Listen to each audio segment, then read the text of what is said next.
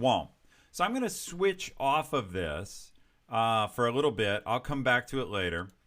Tell a couple stories of how I've done this well and poorly. So one story I want to tell, I ran the Amazon App Store for a while. Wow, that mic's up high. I ran the Amazon App Store for a while. And one of the things we had to do is make sure that the apps we put up were not stolen. So they hadn't been downloaded from somebody else and re-uploaded as your own. And I think I need to fix screen chat here too. So what we had to do was we had a lot of manual work to check every app to make sure it wasn't porn, it wasn't spam, it wasn't stolen. Well, to scale that, we needed a lot of people to do it because you can't automate it all. And so my boss actually said, hey, you need to open an offshore office, someplace where you can do, you can get work done cheaply. And I had never done this. I was afraid to do it. I didn't want to do it because it meant traveling internationally for work and trying to run an office 8, 10, 12 time zones away. And I wasn't sure I knew how to do that. Turns out it's not that hard. But I didn't know, so I was worried. The key is, he told me, well, you've got all year, but I expect you to do it. And so it became important. It was something I had to do. And he was right. We eventually ended up with 300 people in that office. They thought they had astounding jobs. And I can back that up in a second, because when I tell you what they made, you'll think, no, those are shitty jobs.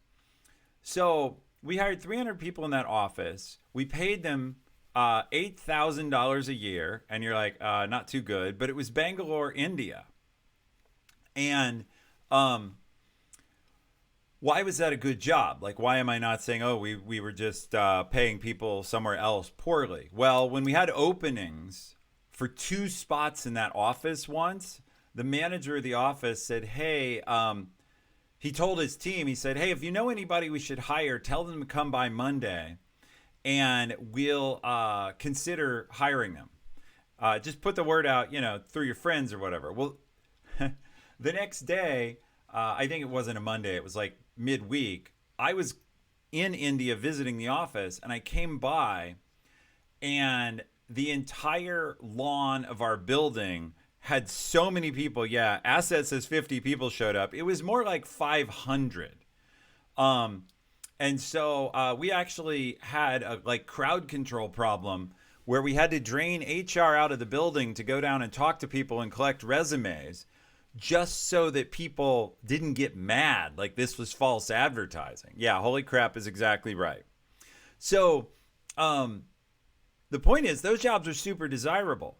But the equivalent job in Seattle probably would have cost us 6 to 10 times as much, certainly 6 times as much. And so we were getting like a 6-to-1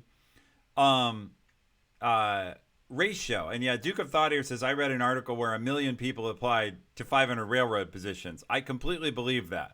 Black Belt Man 3D, welcome. Thank you for following. If you are lurking out there, we appreciate follows. And we're going to roll to questions shortly. So if you haven't used our extension and start asking questions, you should.